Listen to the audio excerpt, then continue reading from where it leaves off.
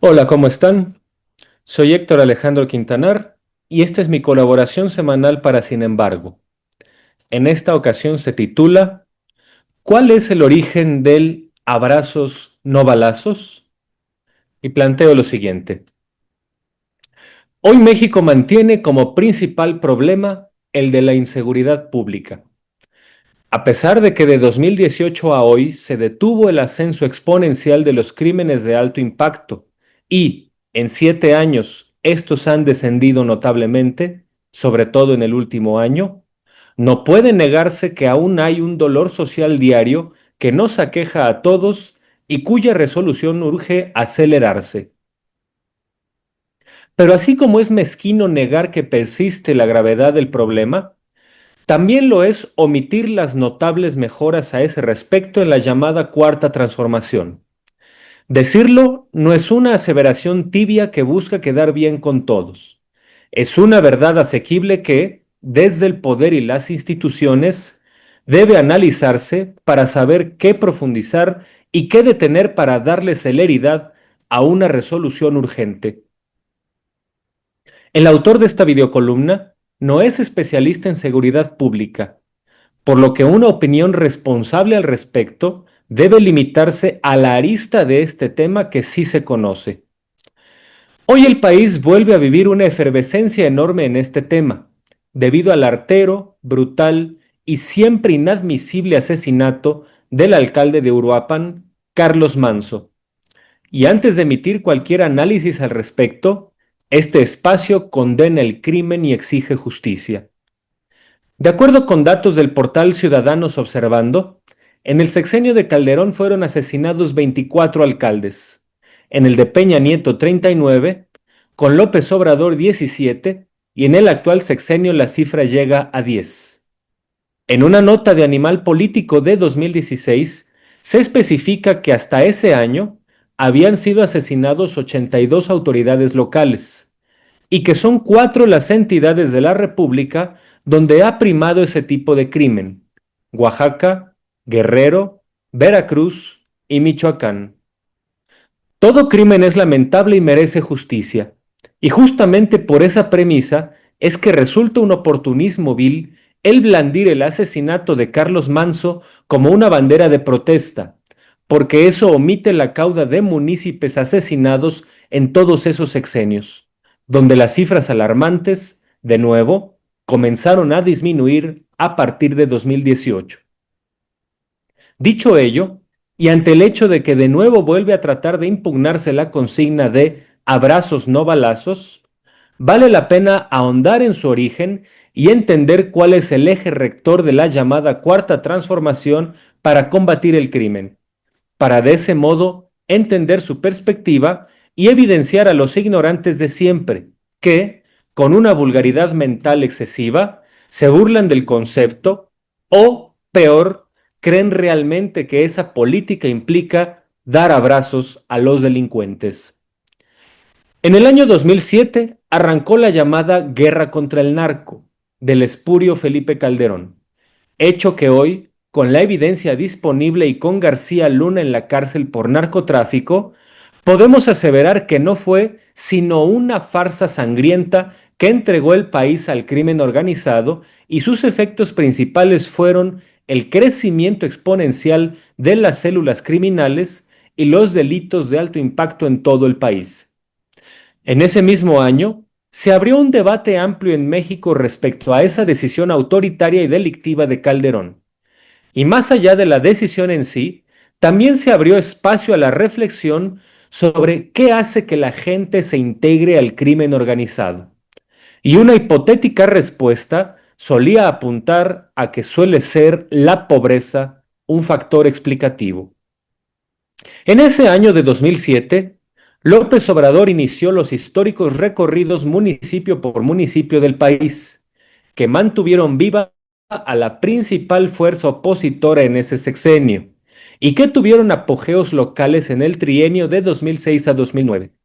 Ahí, y más allá de las limitaciones propias de toda interpretación, López Obrador y su entorno enfatizaron una cuestión paradójica, y ella era que había regiones en el país muy pobres, sobre todo en Oaxaca y Chiapas, que sin embargo se mantenían muy al margen del alza de la violencia que aquejaba a otras entidades de la República.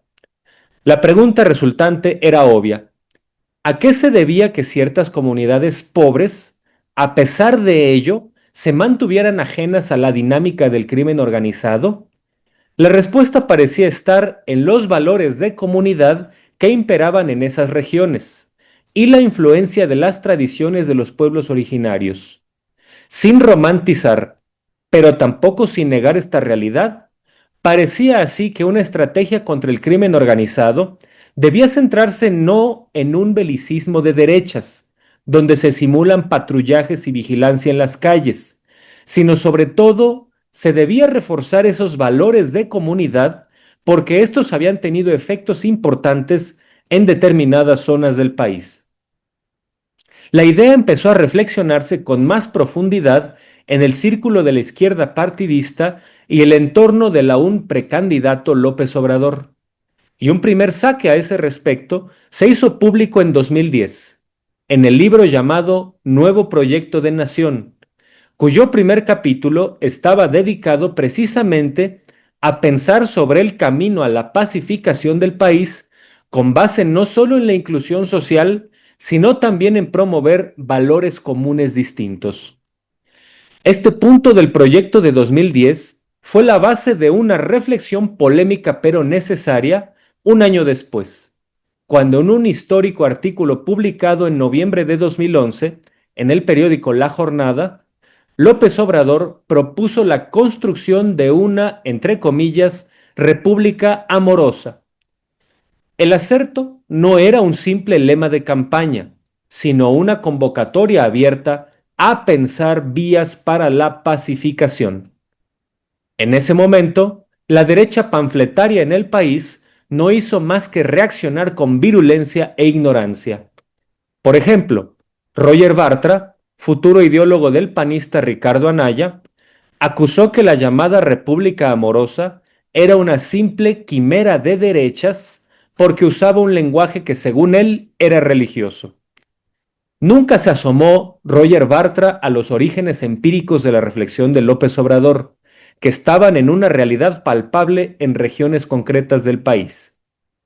Mientras la reacción de la derecha mexicana osciló entre la burla y la caricatura, un grupo de intelectuales, donde destacaron el sociólogo Armando Bartra, por cierto, primo de Roger, o el antropólogo Alfredo López Austin, dieron acuse de recibo a la propuesta de López Obrador y, con toda seriedad, organizaron una serie de foros en marzo de 2012 sobre qué significaban los fundamentos de una república amorosa.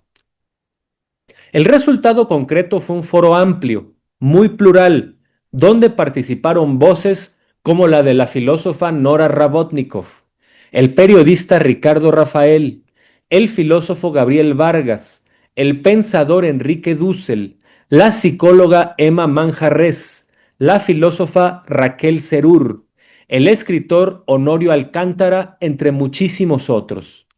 Los aportes de los partícipes devinieron en una serie de propuestas de todo tipo, enmarcadas después en un libro que se llamó Los grandes problemas nacionales, coordinado por Armando Bartra. En esencia, los fundamentos de la República Amorosa consistieron, en los hechos, en una propuesta seria y plural de una especie de reforma educativa, donde se ponderaran sobre todo valores inclusivos y progresistas, como el respeto a minorías, equidad de género, la historia como maestra de la política, la crítica al individualismo exacerbado o la discusión sobre el pasado colonial y sus implicaciones en el presente, entre otras muchas cuestiones.